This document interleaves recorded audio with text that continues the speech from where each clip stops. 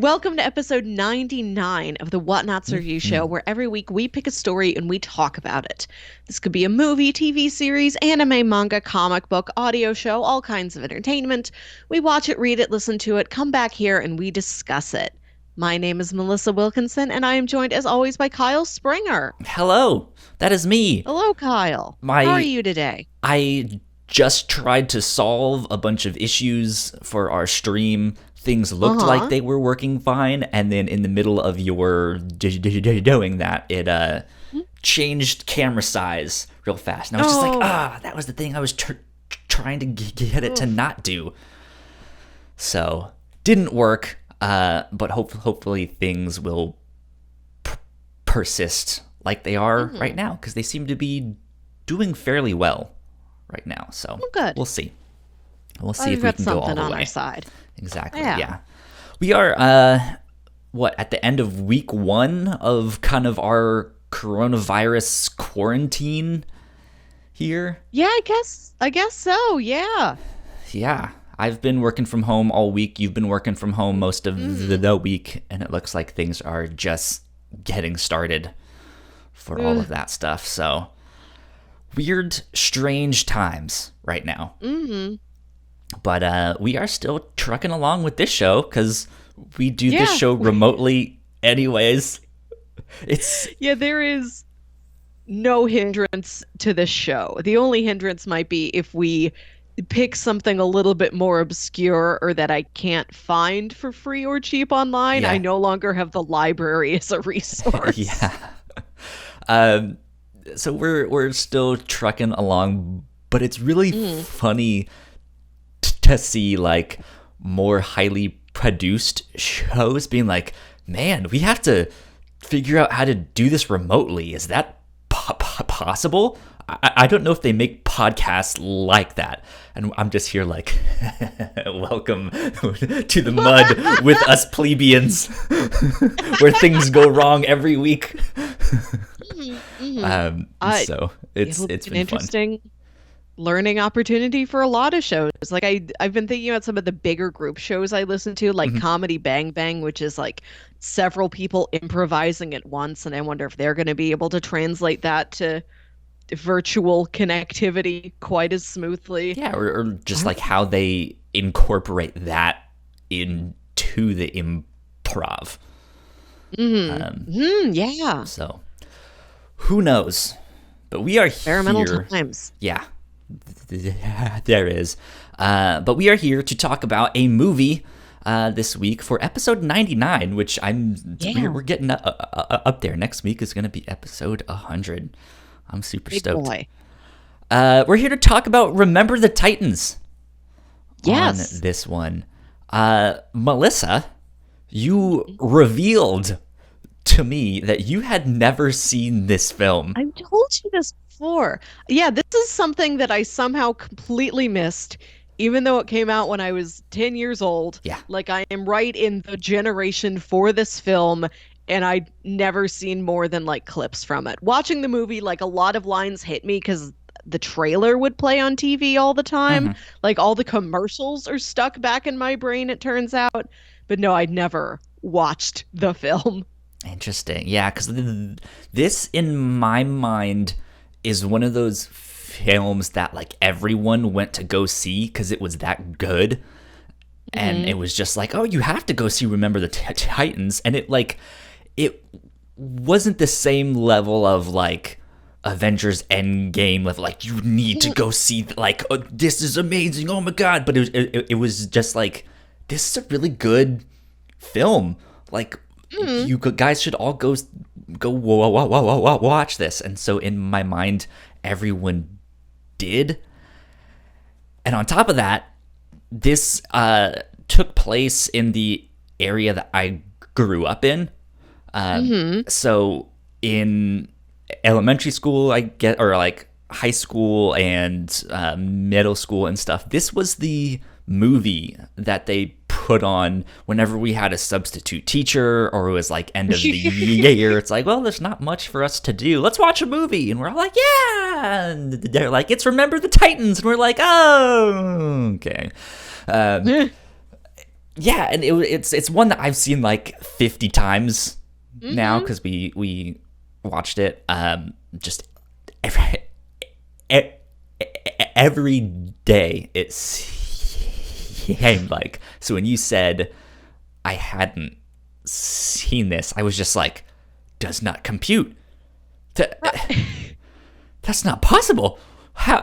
Yeah, no, it just never happened. Like I didn't like sports as a kid. Sure. And as an adult, it's still not something I personally engage with, but I have grown to really respect what sports mean for people. They are a very valuable part Yeah. of culture. And I have been interested in like, well, I don't know if I could sit through a sport, but maybe I should watch more sports movies. So I've been thinking I should go back and watch this one for a while. Like I was also baffled. I don't know why I didn't see this one. Another popular like let's watch it in school movie that I didn't see until adulthood was Osmosis Jones. Oh man. Yeah. I somehow didn't see Osmosis Jones until I was 21 years old. I've I feel like I've only seen that movie once or twice, but I remember it being a hit for like a week, Hmm. and then like we just never talked about it again. It just disappeared. But yeah, so I do have to say that this is a really good film. However, because I have watched it so many times in school, I cannot stand this film. I am annoyed by this film to no end. But it's still you still have to admit it's a great film. But Melissa, maybe your thoughts Yeah. differ. What did you think? No, why would they? I don't know. Maybe you're like, I hate this film. It is stupid. Football sucks. I'd be kicked out of America. I'd be sent to live on a trash island in the Pacific, I think. No, I did like it. It is very, very competently done. That Yeah. sounds like I'm underplaying it, but no, like everything involved is like really working very smoothly. It's so charming. Mhm. It's a little bit funnier than I was expecting. All the performances are really great. No, this is a solid film. Like I understand why it is held in such high esteem for as long as it has been. Yeah. Yeah. It's something I noticed watching it this time, because I haven't seen it in like a decade or more now. So it was weird for me to watch and be like, I don't remember this, but at the same time, like I'm quoting all of the lines as they happen. Be like, I kind of remember this, but it's very tightly paced. It's Yes. and it works. Like you don't feel like you miss a certain thing. They get the ball rolling, and it goes and goes and goes and does not stop, and it works. It works really well. It's a very, very tightly edited movie, and it looks good. Yeah, and I watched this. I went over to my parents' house and I told my dad that this was our project for the week. And he's like, "Oh, I've got that one." And he goes back into his DVR history. Now, my dad is paid for a big satellite package and a DVR with a big memory. And it's full of stuff he's recorded forever ago that he hasn't cleaned out, that he's still saving for a rainy day, I guess. And he goes all the way back to the end. And he's like, "I've got Remember the Titans here. Let's watch it." So we watched a version that was recorded off of like AMC, and it has these little commercials that say like I can tell it was recorded around like November maybe. Coming up, a special 25th anniversary special showing of Home Alone. I'm like, Home Alone came out in 1990. Dad, this has been on your DVR since 2015. That's amazing. It is itself a weird relic. How much space does that DVR have? I don't know, and he's still only filled up a fraction of it. It's packed with Wow. stuff. He probably has like so many movies, big, long, old movies too, like 3-hour westerns. And then like 20 episodes of a show, like 20 episodes of House. That's wild. I don't That's a know what kind lot. of deal he got or how much money he has sunk into the memory capacity on that DVR, but he's got it, and it is this weird living document of all the oddities of my dad's taste and behavior. Okay. Okay. Interesting. That's wild, man. Yeah. This is also to say that I watched it cut up with commercial breaks, and we would Okay. fast forward through them, but also we would like stop and pause it to like go make dinner, or like I was doing my laundry, I have to go move my laundry over. So even watching it kind of clipped up like that, you're right, it does still have really good, strong pacing, and it Yeah. still flows really well. Yeah. Good stuff. Hmm. Good stuff. Um, Synopsis for people who might not have watched it yet, which again, that is baffling to me if you haven't watched it yet.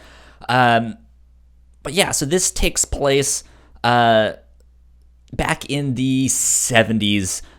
Segregation was still a thing. The civil rights movement was happening. And T.C. Williams High School, I think it was two different high schools mixed, and they changed the name to T.C. Williams. I think is what they said. But it takes place in Alexandria, Virginia, and they hire a new football coach, Coach Boone, and he is a black man, and the town is not very happy with that. They're still not sure what to think, or if they are. It's very racist. Well, part of the, I don't want to excuse that, but I just want to say that part of the equation is also he is hired as the head coach above Right. a coach that has been in the community being really successful for a really long time. And is up That for guy the is the Hall assistant of Fame. coach now. Yeah. Yeah. So that's kind of the boilerplate for the film. It's happening as they integrate these two schools, and so they take them to football camp. It's a football story. So they take all of the players to a 2-week long training camp, and he has them rooming together and doing everything together to kind of break them down and build them back up as this team. Yeah. And it follows them throughout the ups and downs of their football season and stuff like that. And it's good. It's good stuff. And so I thought my high school's scoreboard was in there. It Right. turns out You're it the- was not. We are mentioned on, well, it's not a score. It's like some kind of You're the Hornets, I aren't guess you? schedule. Yeah, Herndon Hornets. No, that sign. No, the scoreboard is in the movie. I saw it. There's a scoreboard. There was a sign that says Herndon Hornets in it, I and I'm like, that's Kyle. I saw something that said Herndon, but I didn't see our scoreboard. Maybe I missed Oh. it and just wasn't paying attention. But still, yeah, we're in there kind of. It's like it's right there Yeah. for like 2 seconds, which is also partly why we watched it so much in high school and stuff. You're like, see, look at that. But yeah, so I think that about does it for the synopsis. Of course, this is starring Denzel Washington. My mind just completely went blank there. I was One of the like, 50 most important Americans. right? I was about to say Denzel Washington because I'm looking on the Wikipedia page and Yeah. the like movie poster is right there and it has his name right at the top. But then I went down to look who it was directed by, and I thought it said Baz Luhrmann, and I was like, no, that's not right. It's His name is Boaz Boaz Yakin. Yakin. Yeah. But boy, do I wish I could see Baz Luhrmann directing a football film. That'd be kind of funny. That'd be great. Yeah. So it was not directed by Baz Luhrmann, but Boaz Yakin. I'm not sure I don't know this how to person. pronounce that one. Yeah, but it is a good film. You guys should all check it out. A little bit of housekeeping for you guys, though, before we get into spoilers and start talking about the film. We have multiple podcasts here at the Whatnauts. You guys can check them all out on our website, which is thewhatnauts.com. If you guys like what we do, patreon.com/thewhatnauts is where you can support us for as little as $1 a month. We have a bunch of exclusive content as well at the $3 tier, which, who knows, maybe this next week or so we can do the next one of the Captain's Log. Nothing's stopping us. We were, and it would be a perfect time, too, in the middle of all this quarantine stuff. We need some more social interaction and some fun. We were hoping to do some Jackbox Party Pack games on Skype somehow. We will figure it out. All of that exclusive content is at the $3 tier on our Patreon. And of course, we want to give a big shout out to our Patreon supporters at the $5 tier. So thank you, Christine, and thank you, Sam, for supporting us and keeping the mics on. We love you both a lot. I think that's about it for housekeeping, though. Don't forget there's episode. Go ahead. No, there's episode 100 next week. Yes. Be on the lookout for that. Yeah, just to get you pumped up for what it is. We're trying something a little different. We love superhero movies. That is kind of our origin story, because the first episode we were both on was the Infinity Gauntlet graphic novel. And that's a narrative theme that runs throughout our various topics.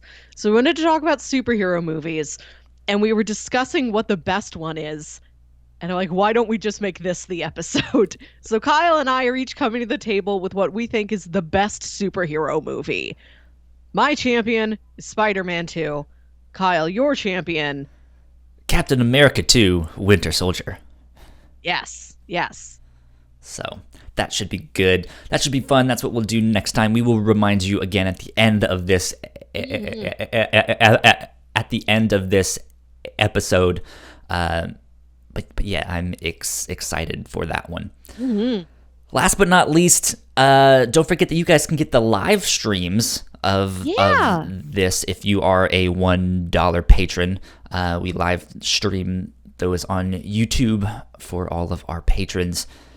But yeah, with internet bandwidth kind of being taken over with all of our roommates home and stuck inside, we are also playing that one by ear. We're still gonna be doing them. If not, we'll figure out some audio live stream or something, because that won't take up as much bandwidth. Maybe we can do it on Discord or something there. We'll figure it out, which you guys can join our Discord, thewhatnauts.com/Discord. There you go. And everyone is welcome, but $1 patrons get access to some private channels. So, there you go. Okay. I think we are good to go on housekeeping. Let's run the spoiler graphic. Yeah. It worked. Kind of. It did. Yeah. Okay. Spoiler territory if you haven't seen this film. But I guess it's one of those things you can't really spoil history. It is. Yeah. It's a thing that happens. I mean, you can go look it up. You don't even have to watch the movie. I mean, I gotta tell you, though, I knew they won the championship at the end. I knew there must be a reason why we were remembering them. But I did not know the stuff in between. I knew the basic premise and the outcome, and everything in the middle was a surprise to me. The journey was a surprise. Yeah, so with this being your first time watching it, what stood out? I want to say that it's wild to have little baby Ryan Gosling among these football players. Oh yeah, because he is not a football player type. I'm looking at him against all these other guys. He's so skinny. I don't know why he's on the team. Like, he's athletic, but I don't buy him as a football player. He's a man with no bulk to him at all. Yeah. And he's So plays great. such a minor role. Like I don't remember his character's name. He's just sort of there to look cute. He sort of dances around, I think. They're gonna put me in the movies. They're gonna make a big star out of me. And it's so interesting to see uh, the recognizable faces out of this group of football players. You have Mhm. Ryan Gosling, and then you have Donald Faison and Ethan Suplee from the sitcom Scrubs and My Name is Earl. Yep. Both sitcoms I have watched and enjoyed. Nobody remembers My Name is Earl, and it upsets me. That was a I, pretty good show. I remember that show. Nobody talks about it. Everybody's going back and watching Friends and Parks and Rec and getting back into the 90s with Frasier and Seinfeld. Nobody's like, I'm just gonna, curl up in bed, get my comfy socks on, and just binge My Name is Earl. Yeah. But they're both very strong performances, like really charming. I love them in both those shows. They're great actors, but it is just interesting to see. Here's two very good, solid sitcom performers. And then Ryan Gosling, Yep. an incandescent star.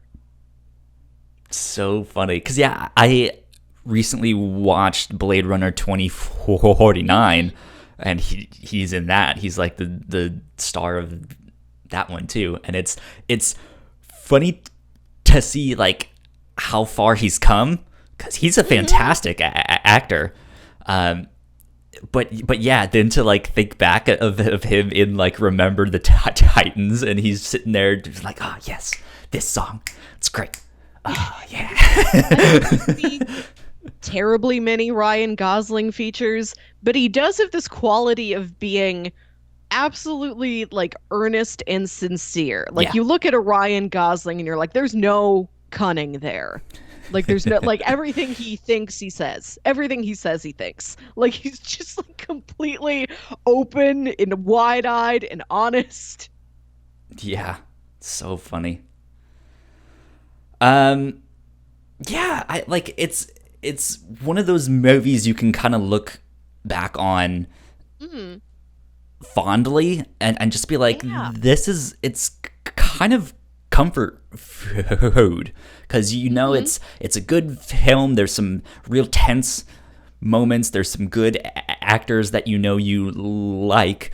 There is some sad moments, some funny moments. Yeah. And it's just, yeah, it has a little bit of everything, and it's just this heartwarming tale, which I think Disney does multiple times. Like they've done multiple movies like this.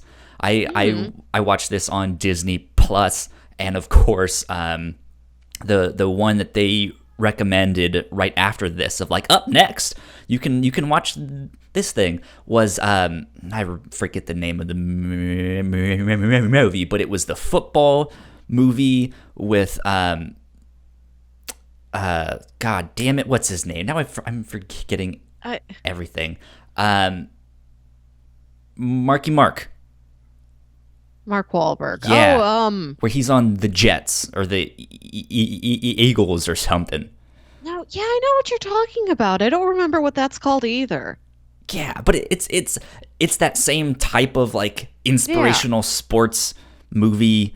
I remember shortly after this some like hockey movie that was a sports movie came out. I think. Miracle? Yeah, it might be that one. Miracle's been on my to watch list because I love that real historical story it's based off of. I might Yeah. get to Miracle sometime soon. It's like I think Disney, and I'm not sure who else tried to make some stuff like this, but they tried to like recapture this magic of just like this inspirational story. And personally, I don't think they ever got there. But I like, think Miracle's fairly well regarded, but yeah, this is in an echelon of real heart. Like this is a classic. Other movies are good. You watch them, Yeah. you enjoy them, you Yeah. return to them. But this is, I think, I've even without having seen it, I was aware of the reputation of this film and it being in a class of its own. Yeah, this has like become the archetype of the like inspirational sports movie. Like it's up there with the ones you hear about, like Rudy and stuff Yeah. like that. Yeah, I'd say Rudy might be like the only thing close to this movie, maybe. Yeah, yeah. Rudy I have seen. I've seen that too, but it was a long time ago, and I didn't really care. So that's just me. I'm not a big sports guy. Yeah, I just watched it because I watched this in my middle Invincible. school. That's the Invincible? movie with with Mark Wahlberg. I see Not the what I movie was poster thinking. here I on might be thinking of a different IMDb. movie. But I watched Rudy in my middle school Lord of the Rings obsession because I'm just like, Sean Astin is in this too, and I watched it for him, and he is very, very good in that film. He's still one of my faves. Yeah. Um, let's talk about Coach Boone, The Denzel big man, Washington. yes. Um, what did you think of his character? Because this is the first time that I watched the film with like an analytical mind, being like, just like, hey, or let's watch this so that we can critique it and talk Yeah. about it and stuff like that. And Which is I think a little tricky to do considering that it is based in historical fact. Like, we can't critique like character arcs too much. Like, they only had well, so much fact that they could really deal with. yeah, if I was more familiar with the actual history of like, well, this is how it actually happened and stuff like that, then I feel like we could do stuff like that. But yeah, like one of the things that I think I noticed about his character was he was a lot meaner than I remember him being. Like when I was younger, I kind of thought it was funny and entertaining. Like it was a character that he was putting on, and it kind of is. Don't get me wrong. I'm not saying like Coach Boone was an asshole, man. No, but like to break these high schoolers down, like he has to be mean to all of them and get on their asses for when they mess up, and that becomes a point of the film where he's like, hey, I'm mean to everyone. Like it's not just the whites, it's not just the blacks. I'm mean to everyone equally.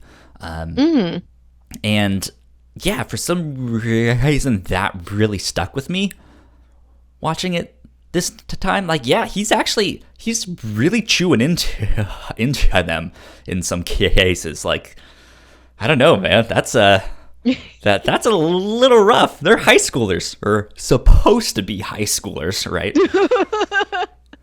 Yeah, I don't know how old any of these people actually are. Yeah. But that was something that stuck with me. How did that make you feel? Is that something that stood out to you? Or what did you notice about Coach Boone? Oh, I don't know. Like, he was rough on the kids, but I don't have any barometer to judge against. I think in my mind, I'm like, I guess that's just what coaches do. I don't know what coaches are. Yeah, I think you can like equate it to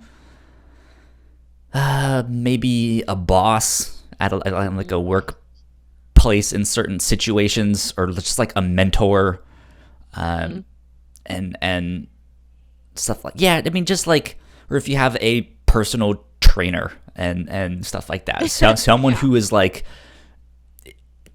trying to get you to do better and be better, and in a way that they are going to be harsh on you. You know, like, hey, you are not doing what you're supposed to. Pick it up. He comes into the situation like very level-headed and very like he's got a very honest, simple opinion of himself. Like, he's the previous coach, whose name I don't remember, unfortunately, but the other guy. He's really got his sights set Bill on Yost. getting into Yost, right. Oh, right, like the Power Ranger. Coach Yost. Okay. So he's got his sights set on getting into the Hall of Fame. Like, he's Mhm. not necessarily an egotistical man, but he takes his work very seriously, and he wants the accolades back for it. Like, he wants just these sort of ceremonial things to say, yes, I have done a good job. I've served the community. I am a great coach. Like, he wants something in return for what he does, but not in a necessarily selfish way. But Coach Boone comes in and he's a lot more like, I'm just here to coach the team, get them to be the best team that they can be, like really set out, this brand new school, like give it a great first impression on all the other schools, just start the record strong, get these kids in line. And he doesn't really want anything for himself. Like, he kind of wants to make the entire team, the entire school, the entire community prove itself, but he's got a lot less of himself in what he's doing. Or he at least seems more satisfied with where he's at. Yeah, he is more content with his life than Coach Yost is. It's a good point. Yeah. Yeah, he comes in with he doesn't really have much of an arc. Like, he comes in with, I have a plan. I know what to do with these boys. He does the thing. It all works out at the end. Like, he's very successful. Yeah, he has something that works, and he's just like, well, this is good. If it's not Yeah, and the roadblocks broke, don't fix it. And the roadblocks put in his way aren't part of his own folly, his own poor decisions or anything. Like, he did nothing to get a brick thrown in his window or anything like that. Yeah. So it's not quite a conventional character arc in that he's kind of the same throughout the movie, but I think that's what you need. Like, it's the team that's supposed to be this big, growing, changing, dynamic thing, like them and the community around them, and Boone's just like this solid fulcrum point. Yeah. That operates that. Yeah. To me, Boone comes off as a character that knows who he is. He's very confident in that. He knows he's the right man for the job. He knows he's competent at this, and that he can actually make some, he can make a championship team. But he knows he's like, that's not good enough for the situation that he's in. Just being an African American and coming into a town where hey, this is one of the first schools who is being integrated in this area, and so he has that idea of like, hey, we must be perfect. And that's not to say that he has an ego in the sense that like, we must be perfect, because there's that one scene, I think it's the championship game or the one right before that, where Wood Harris's character is like, hey, we don't want to just have played good enough. Like, we want to be perfect. You told us to be perfect. We would rather leave the field perfect. But he also says, like, but that, like, I'm not perfect. I never will be. But I think Boone's character also kind of mirrors that. Like, he knows that he is not a perfect father. He works a lot. And he is not at home. And when he is at home, he is working. He's studying film. But just with this situation he's in, with all the racial tension, he has to present himself as like more than perfect.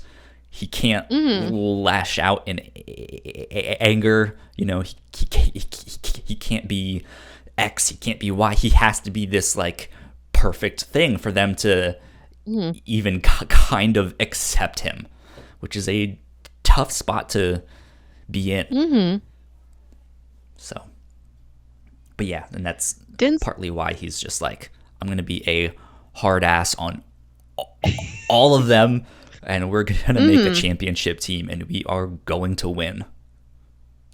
Denzel Washington is among the biggest actors who I have very little familiarity with, just because of the projects he usually chooses. Like he tends to go for like straightforward like action thriller dramas, which isn't a genre I'm typically watching. Hmm. So I think before this movie, the only complete movie that I had seen with him in it, not just like clips or I watched part of it when my dad was watching it or something, was when he's in the Kenneth Branagh version of Much Ado About Nothing. Okay. Do we've watched the Joss Whedon version of Much Ado Yes. About Nothing. He is, all those soldiers come in and he's like the captain of all of those soldiers. Okay, is he God, I'm I think his terrible name's with Don names. Pedro. Don Pedro. Who what was Serenity?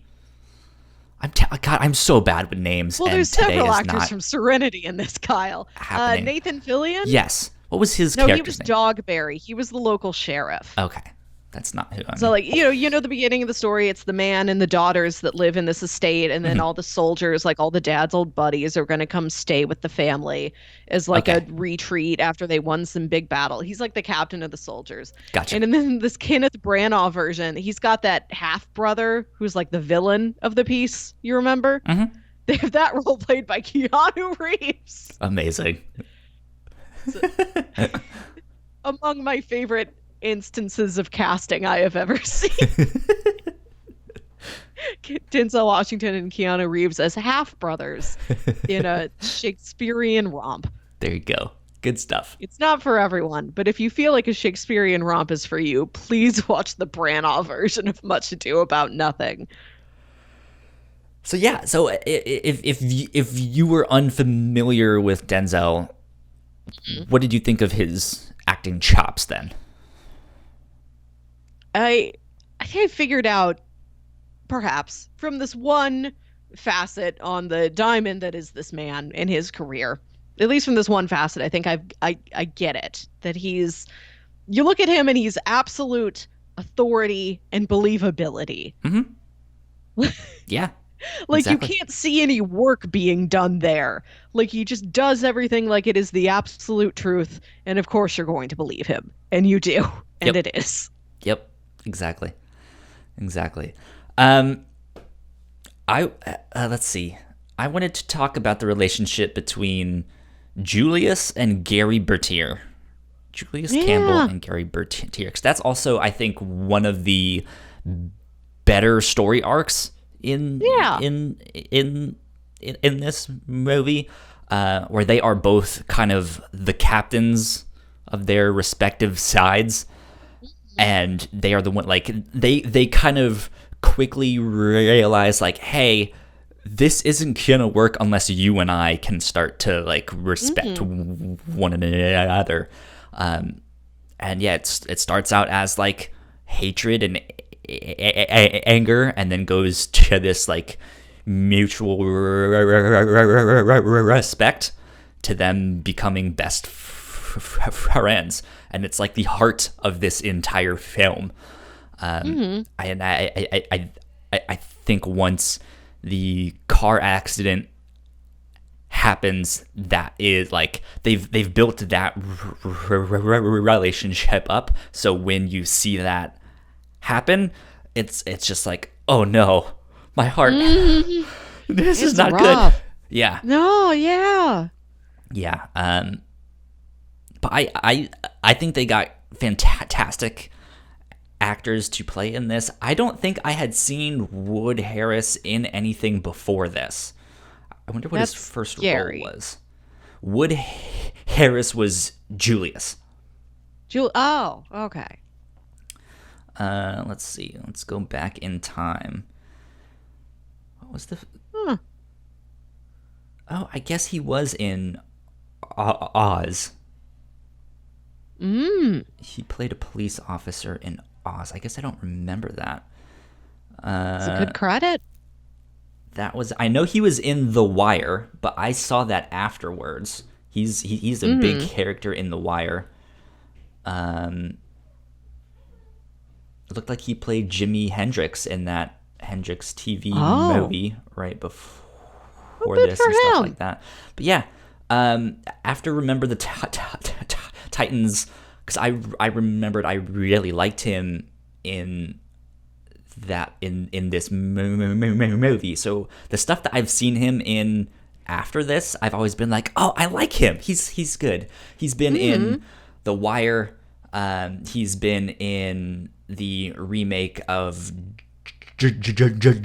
of Jared. If you've seen that Mm. movie, I haven't. he's in Interesting. there. That's a good one. He's in Ant-Man Ant-Man. for a sec. Yeah, he's in Creed. Hmm. What else is good? He's in Blade Runner 2049. I saw him in What? that. Uh, Blah blah blah blah blah. He's on the Empire TV show. Good stuff. Like he's a good actor, and I mm-hmm. remember that being like the first um, time that I saw him in. There's a number of actors that I have that I don't necessarily remember them all that much, but they're some of my favorite actors when I do see Yeah. them in something, and I'm like, oh, Yes. that guy, I like him. Ah, He's good. yeah. Yeah, Cherished character actors. Yes. exactly. I was looking at a lot of these kids thinking that you all seem vaguely familiar. I'm Mhm. sure I've seen you in another thing, but I couldn't, except for like, oh, I've seen when you were a major recurring star on a sitcom. Like, I couldn't place most of them. Right. Yeah. Um, but yeah. So what did you think of the relationship between Julius and Gary Bertier? That, it was good. It was sweet. I like when Julius goes to visit Gary's mom and she's, uh, Gives him a big hug, yeah, lifts her yeah, up. and she's an older woman. She's a little bit more old-fashioned, but she is making an effort for her son. And she's like, "I will shake your hand," and he's like, "No, let's have a hug." And then she hugs him back, and then you can see that like they are bonded from then on. The two of them really respect each other. Yeah. Yeah, oh, I like how much there were people who were like, "I'm going to make an effort," and then the effort pays off. Yeah. Yeah. It's nice. I think even Gary's girlfriend, I think her name was Emma. Julie? Ah, I thought it was Emma. I'm I don't probably know. wrong. You've seen this a million times. I watched it a week ago. Played So I by watched it like the afternoon that we picked Kate it out. Bosworth. And Yeah. so that's a longer lead time than I usually have for these podcasts. So my memory's fuzzy. That also feels emotionally like a million years away. Yeah. Her character's name was Emma. She was played by Kate Bosworth. Um, Hmm. Oh, from the surfing movie, sure. That one. I think. Uh, but yeah, like they even have a good moment with her, like after she has the like, hey, I'm trying to change moment, but it's probably gonna Hmm. take some time. And Hmm. then she has that moment at the football game where she walks up to go introduce herself. It's just a Hmm. super small Yeah. moment, but I think it means a lot in that Yeah, film. it's important, and I liked that narratively you've got the protagonists, you've got the antagonists, and you have the people like her in between who are Yeah, working on things, and it's just taking them longer. Like I yeah, like that additional grayer layer in between them of somebody who's like, I'm not there yet, but I would like to be there. yeah, exactly. Um, I wanted to talk about kind of the end credits real briefly Mm, because they do all of the like this person went off to college and then yeah. did this and X, Y, and Z. They never did Ryan Gosling's character. I don't think. Yeah, because he's despite being Ryan Gosling, he's not a major character in the film. I mean, he's not, but he kind of is though. Like I You do look at that guy and you're like, I want to see what he went on to do. I Like he kind of doesn't do do. much, but he seems like kind of just like a sweet, quirky guy, just a big Yeah. goof. Whoops, I shut down the Remember the Titans IMDb. IMDb. What was Ethan Supley's character's name? Oh, I don't Again, know any of their Ethan names. Supley. Louis Lastic. Okay. Louis Lastic. He's also one of those actors that I see Hmm. something in. I'm like, oh, I like him. He was in Remember He's the very good. Titans. Yeah, Yes. he's in a Hulu original show with Dr. House, Hugh Laurie. What show is this? Um, oh God, what is it called? It's called Chance, Oh. and it's really good. It's similar to House, where Hugh Laurie plays this like psychiatrist who's really good, but he gets mixed up in this like crime stuff that's happening Ooh. there, and he has no idea like how to deal with it. And then he meets Ethan's character, and he is this guy who seems to be some kind of military veteran, but maybe he's not. Maybe he's kind of crazy. Maybe he has some kind of mental illness. So you don't know what to make of him at first, and yeah, they like end up working together to solve these. I guess not solve crimes, but like get out of this like dangerous situation that they're in, and stuff like that. It's good. I liked it. Cool.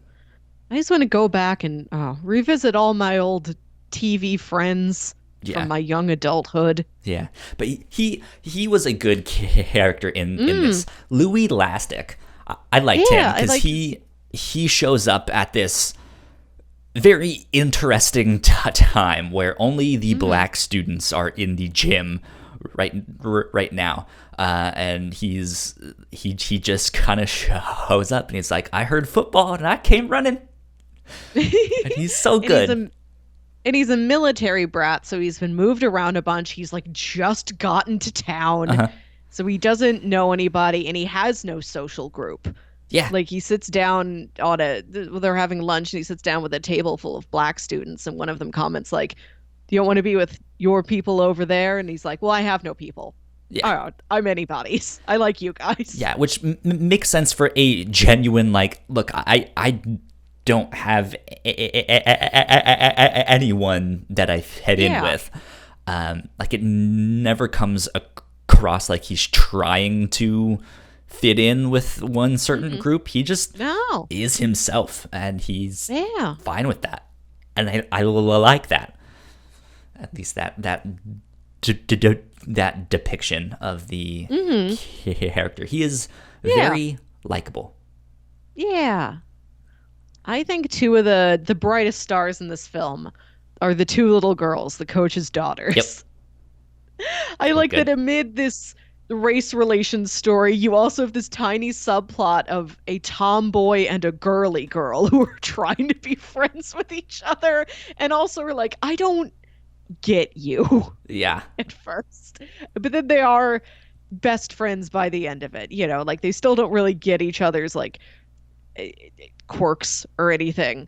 Like Hayden Panettiere isn't going to sit down and play with any dolls. The other girl isn't going to, like, she loves her dad and she loves that her dad is a coach, but she's not going to sit down and like review the football tapes with him. Yeah. Like they're still very different, but they're like, we can relate on these things.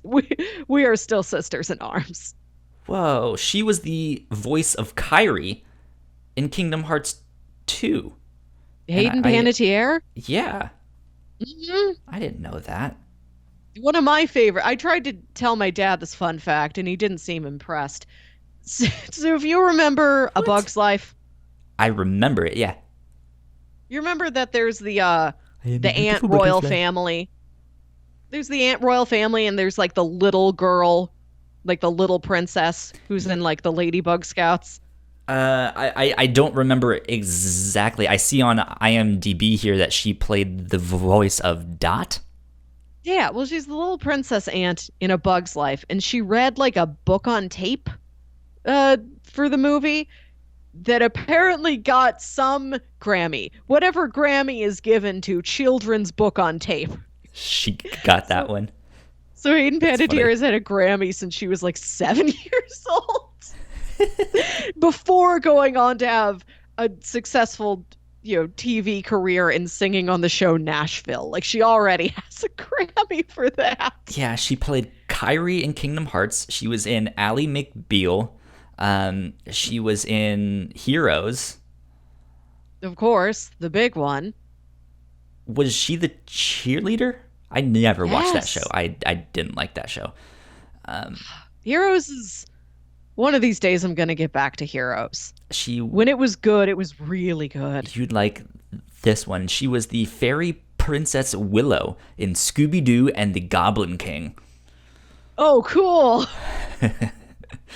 But yeah, I liked her character a lot just because she is this like southern accent, foul-mouthed, like little kid. She doesn't cuss or anything, but she is just so into football that she just seems like this rough and tumble, like, oh come on, you can block better than that, blah blah blah blah blah.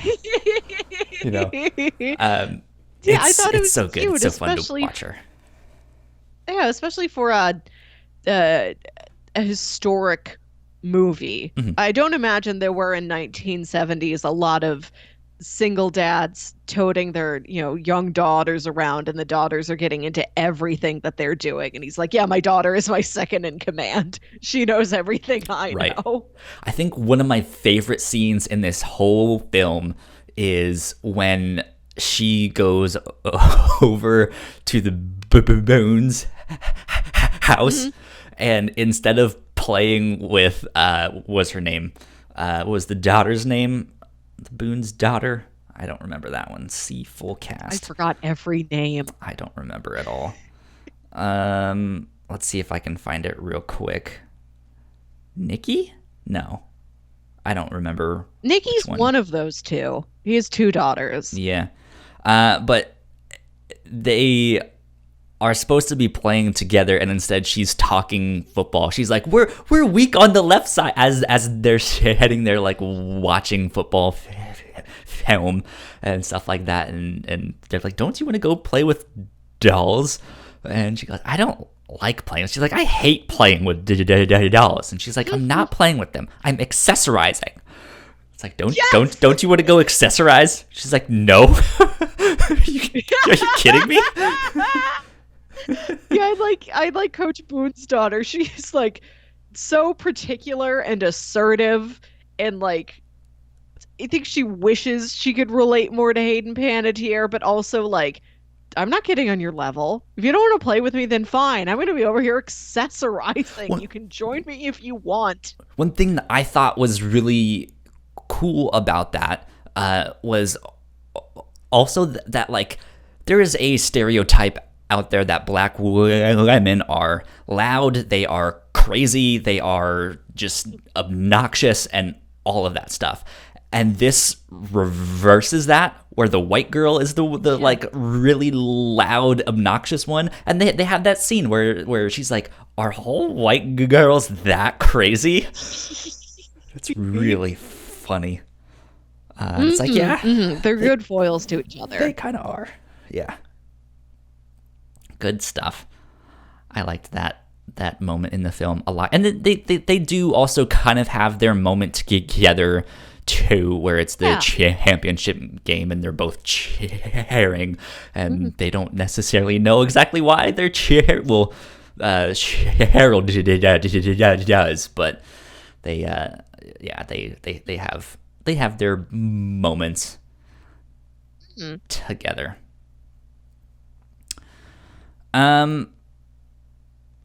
Did you have any comments on like the way, like the cinematography or the way this was edited, stuff like that? Oh, it was good. It was solid. I think a lot of films from around this time looked like that. I don't know, like I watched it and it felt familiar, and it is a period piece, so you can't tell like this was filmed in 1999. But I look at it and there's something about it that makes me feel like, yes, this is of that era. Hmm. And I don't know enough. I haven't really dived into this to like pinpoint this is what the late 90s was doing in terms of making a film. Yeah. Yeah, it has that like pre-digital look to it. It actually Yeah, looks like yeah. it was shot on film, which I don't know if that was true or not, but it has that like grainy look to it, which I still really, really enjoy. There's just something about the Yeah. way film looks, and it's just like, oh, this is so good. I like it. Um, but yeah, I think we mentioned at the top, this is edited really well. I don't feel like I missed a moment. I don't feel No. like I there's been a number of things we've covered on this show where I'm just like, and then there was a time skip or they moved to something else, and I just wish they would Yeah. have talked about this one thing, go more into that. And like I never felt that with this. I think everything I wanted to know about or find out about was in this, Yeah. which is partly why I think this is such a good film. That despite me being like, I can't stand it, I don't ever want to watch this film again. It's just like, but it's a damn good film. It's so Yeah. good. And I think maybe that is a benefit of trying to do a movie based on true events that do take place in a limited amount of time. Like I Hmm. think the entirety of this film takes place over less than 8 months. You know, not a terribly short amount of time, but Yeah. this occupies less time than a biopic does. Like I think if they had, and it's also got the neat uh, structure to it already of it being the sports season of going from, the staff and the team come together, they train, they play games, there's the championship. So there's a lot of the narrative already set for you when you're sitting down to make this movie based on true events. And I think that did give them a lot more time and energy to focus on just That's where I smoothing the whole remembered thing him. out and make Sorry, what? sorry to interrupt. Continue, and I will explain afterwards. No, just to make sure that it is paced well, like it is Right. the tone is consistent, like there's no little piece of exposition that we're missing, like no scene is too long or too short, it doesn't drag, it doesn't go too fast. Like that is all, you're right, that is all done very well. Like it is a really solid piece of filmmaking. Yeah, indeed, indeed, I agree. I was racking my brain of where else I had seen Sunshine. It's Uh-huh. like I know I have seen him in a number of stuff, and I just it He looked wasn't familiar to me too. it Yeah. wasn't ringing a bell. Most recently, he plays Frank Dean in the Runaways TV show on Hulu, which is based off of one of my favorite comic books. And so yeah, it's like that's what I've seen him in recently. But let's see, what else has he been in? Okay, let's go back.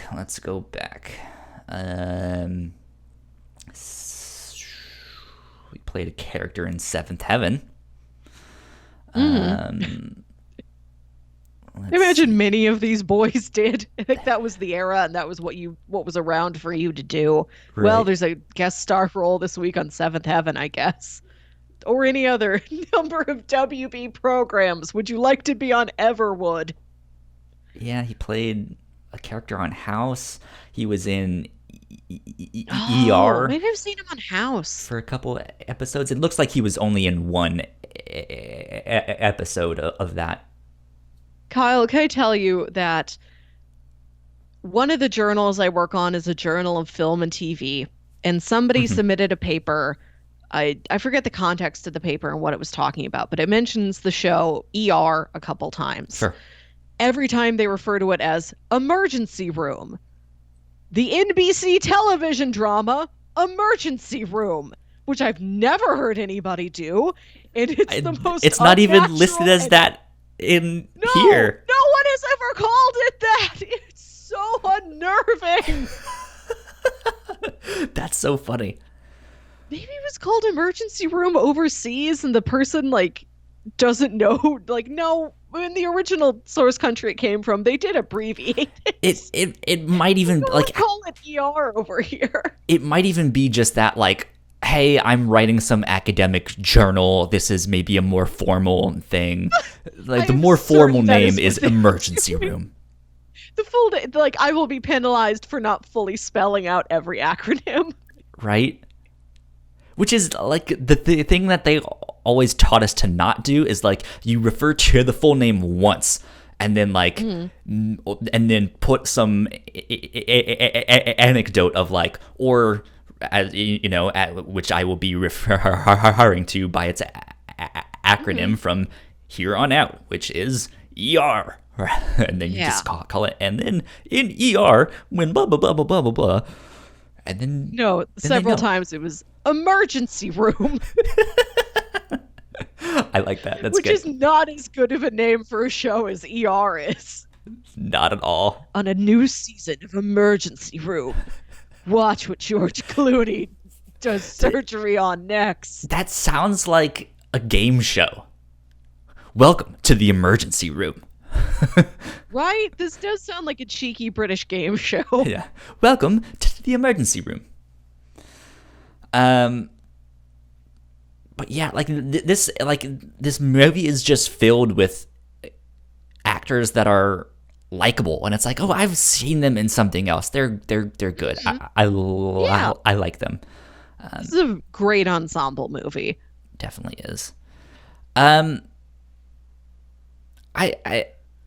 don't have much else to say about this film. I guess I'm not a super duper like sports fan, so it's hard for me to be like, oh, in all the plethora of sports movies that I've seen, here's how this one holds up and compares. It's this and Space Jam. Right. Which I mean is part of kind of what we do here on this show is like I like to get out of my comfort zone from time to time and be like, okay, Melissa, I'm pitching all romances right now. Yeah. Or stuff like that. Yeah, like, hey, let's read a sports manga and what that's like. Because that's like comparing this to like the only sports manga that we've done on here, Chow Down Champs. About competitive eating. Competitive eating. It's great.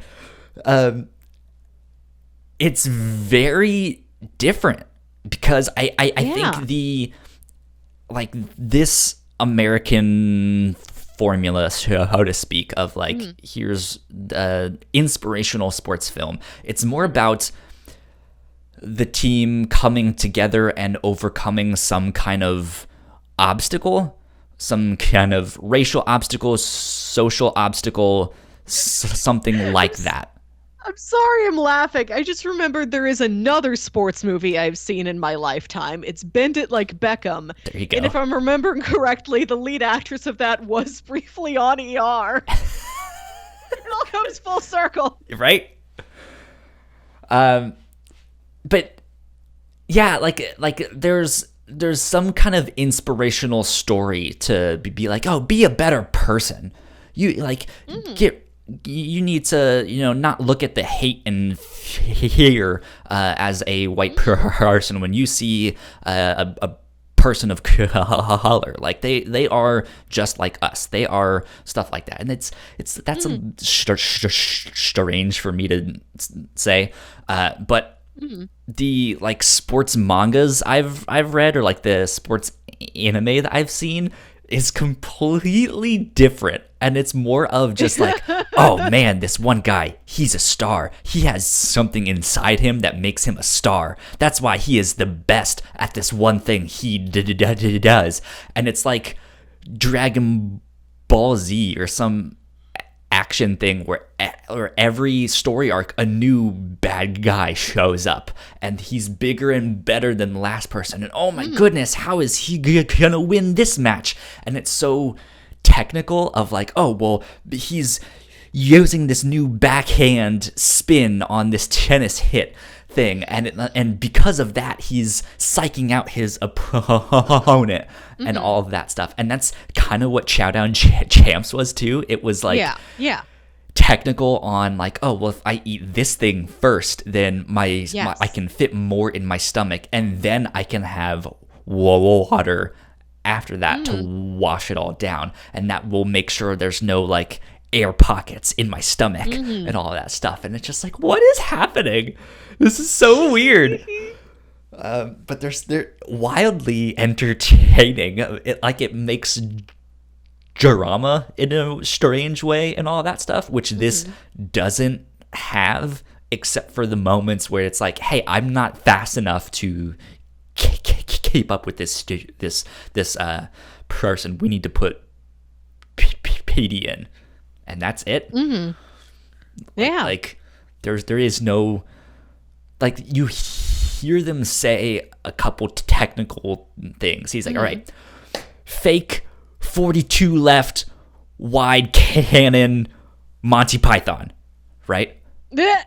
Yeah. And they don't explain it, but that's not what this movie is about. Like, it's not about you understanding these plays that they do. This is a movie about the civil rights movement and overcoming that stuff. And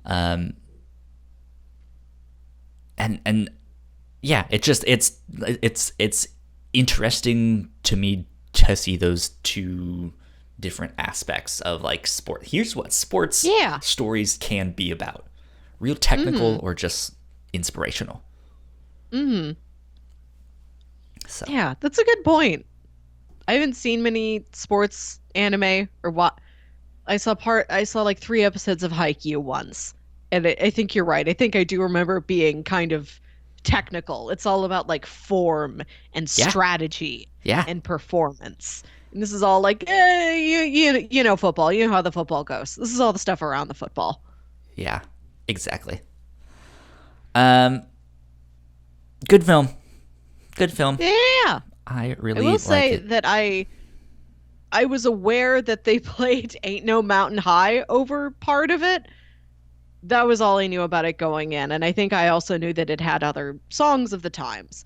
And I watched it and I was a little underwhelmed in that the songs are just playing and there aren't more like deliberately chosen, like, here's this song for this scene and it has to be that song with this scene, and it's all very orchestrated. Instead, it's just songs of the times. You remember, Mom and Dad. It's that, but it's also like, it's not necessarily just a song in the background. This movie is oddly musical. They sing a lot. The kids do like put on the radio or like listen to records, and they do sing the songs, and those parts I liked. Yeah, that like they use it as something to bond over. Yes. These guys just being guys in the locker room, singing songs, making fun of their mothers and stuff like that. Man, your mama this, your mama that. All, you know, and that's what they do. And that's what they did back then, right? So I think it works in that sense. Like, this is the music of the times. That's what they would have been singing in the locker room. And it is just this like heartening way to, hey, if they can all sing the same song, it's like, aw, that's nice. They're a team. Look at them. Go team. No, it is. You're right. No, it is sweet. I think I've just been spoiled by a Guardians of the Galaxy or a Baby Driver or something, where it is like very specific, like storyboarded out beat by beat. This scene connects with this song. Yeah. I watched this with my dad, and it was fun for him to say, like, oh, I had that record. I used to have that car. I remember what that he's commentating on the whole thing because he was the age of these kids at the time this movie came Yeah, out. Like he was born in 54. This movie takes place in 70 or 71. So yeah. he's their same age. So it was fun to get his perspective on it. And I asked him like, "Did you have to wear a suit this much when you were growing up?" Because Coach Boone makes he makes all the boys show up in their suits to like get on the bus and go to like the practice academy. Like, why is everybody wearing a suit? Like, this isn't practical. And he's like, yeah, I didn't have to wear a suit that much. And I asked Yeah. him, like, did you ever try and do sports? Did your siblings do sports? Oh, it was a nice little bonding experience Good. with my dad, just getting to ask him stuff and letting him show off things he remembers. Good stuff. Yeah, my dad was also in high school around this time. I don't remember if it was after this or not, but he says that he like when I remember him mentioning that he remembers this stuff happening. So crazy stuff. Good stuff. Good film. Last thing I want to ask you about this film is, what was your favorite moment? Did you have a favorite scene or something like that? I don't know. I don't remember. It all sort of blurs together. I can't pick anything out anymore. Fair I wish enough. I could. Am I supposed to pick something out? No, not necessarily. There's I just all these little fragmentary moments. I don't think I could name any of them that takes longer than 20 seconds. yeah, I don't think I could name a scene. yeah. Like I mentioned earlier, I think one of my favorite moments is the like, don't you want to go play with the dolls? I'm not playing, I'm accessorizing. Don't you want to go accessorize? No. That's a good one. I like that one a lot. But yeah, good stuff. Great film. But again, one that I just cannot stand because I've seen it so many times. Well, I appreciate your valor in watching it with me, so so that I could see it for the first time. You just mentioned like, yeah, I haven't seen this one. I was just like, this does not compute with me. We need to fix this. We need to make this right. Well, thank you. And So- I'm happy to have gotten to talk about this with a native Virginian to get Exactly. your special Virginia perspective on the movie. Not that I had anything important to say. Yeah. Good stuff. Was that Okay. high school still there when you were growing up? Was there still a T.C. Williams? I think so. Let's see. T.C. Williams High School. Let's look if they're still around here. Yeah. They're still around. But yeah, we played, because I played lacrosse in high school for 2 years. And yeah, we played a number of the same schools that they all did, because we were all like right there in Northern Virginia. We were all kind of in the same district. But yeah. Good stuff. This is normally oh, well, I guess before we do what we're going to do for next week, if people liked this, what else might you recommend for them to go check out?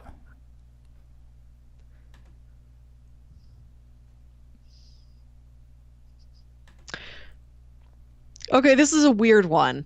I didn't think about this ahead of time.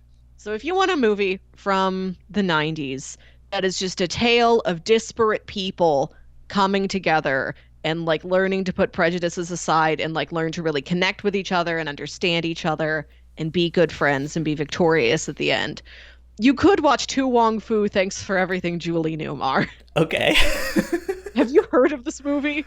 No, I don't think so. You might have mentioned it recently, or someone did. When I hear the name Wong Fu, I think of Wong Fu Productions from YouTube, which I don't know if that's the same thing, but So this is a movie about 3 drag queens played by Not the same Patrick thing. Swayze, Wesley Snipes, and John Leguizamo. Like a real star-studded cast. The 3 of them are they're all amazing in it too. This is like the greatest performance Patrick Swayze has ever had. It's amazing. So there are these three like New York City drag queens that are going to, I think it's New York City. Oh, but they're traveling across the country to get to a drag competition, and their car breaks down in some tiny little town Hmm. somewhere, and they're stuck there for a couple days. And they have to convince everybody that they are women because they're like, if we tell these people around here that we are drag queens, they're going to run us out of town. So we have to live like we were dressed as women when we broke down here. We have to live like this for the next several days. And the movie's about like them trying to keep their identities hidden and just getting to know these townspeople and the townspeople getting to know them. And they kind of help the townspeople with their problems. And Hmm. I don't know, it's sweet. There's a big strawberry festival at the end. Okay.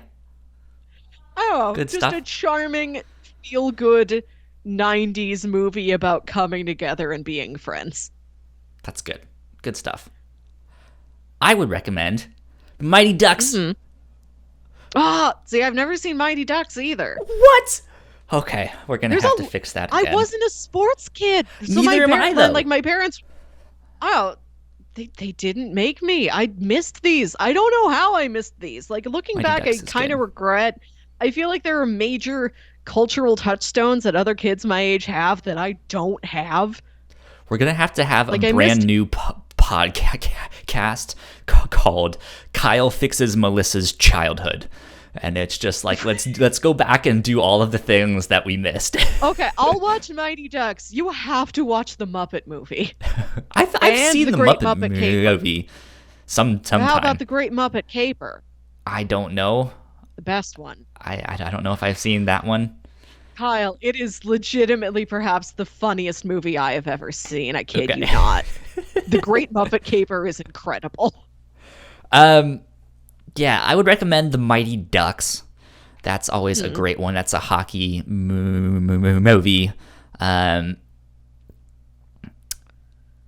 if you want a sports manga, I know Haiku is real popular, but I haven't seen that one. I've seen Prince of Tennis.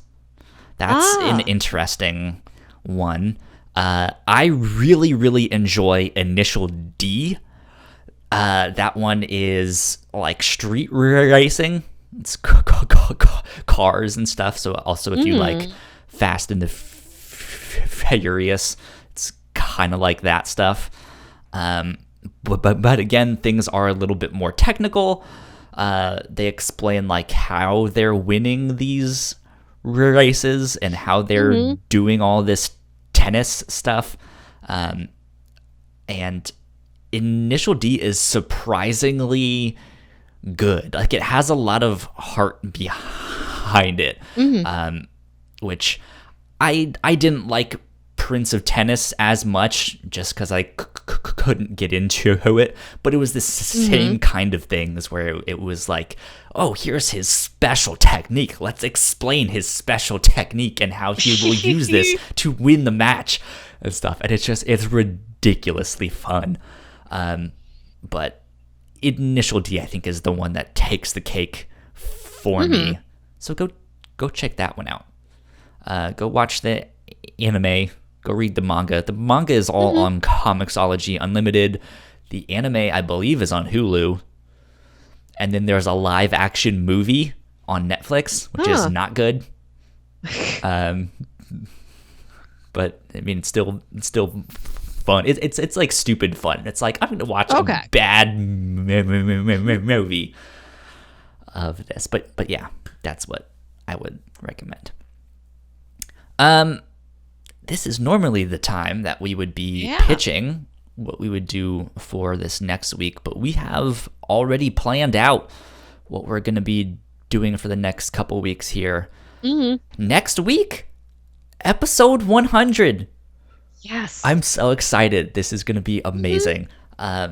Long time coming. Actually, I think your 100th episode of the review show, specifically, Melissa, is going to be episode 105. Because I did the first three by myself, and then you were gone for 2 weeks last year.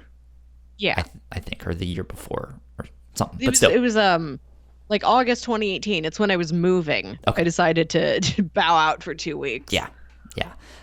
But this is episode 100 that we will be doing, and like Melissa mentioned earlier on, we are going to be doing a kind of compare and contrast between what we each think is the best superhero movie. And Melissa has picked Spider-Man 2, the Tobey Maguire one, and I have picked Captain America Winter Soldier. So go watch both of those this next week, and we will be talking about both of them head to head, and what we think of them, how they compare, all of that stuff, why we think they're so fantastic. It'll be good. Good stuff. I think I have Spider-Man 2 on DVD somewhere around here in this house. So, good stuff. Yeah. Cool. But for the week after that, do not forget that episode 101 will be our final episode of the Venture Brothers. Yes. We are normally doing that the last Sunday of the month, but things kind of worked out that would have been episode 100, so we pushed it because we wanted to do something special for this next week. But we are going to be finishing up Venture Brothers, watching episodes, seasons 5, 6, and 7 for 2 weeks from now, so be on the lookout for that.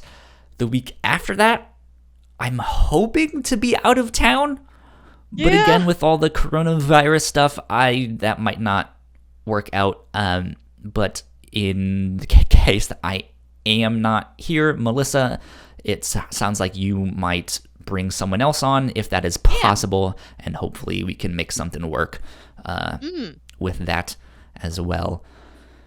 But yeah, we will keep you guys updated. All of that stuff. You guys can find us on Twitter at the Whatnauts. That's where all of our updates will be. Melissa, where can they find you? You can find me on Twitter and Instagram at Wilkywit. That's WILKYWIT. You can find me at Yo Kyle Springer on Twitter and Instagram as well. Go check out our website. Tons of podcasts to get you through your quarantine and all of that stuff, or just whatever time you find yourself listening to this one.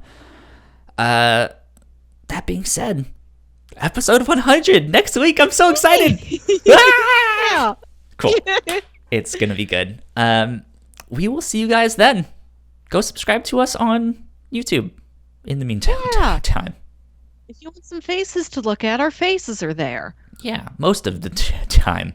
Sometimes things are a little bit wonky, but yeah, there we go. Cool. We will be back this next week with more of the review show. Until then, bye. Bye.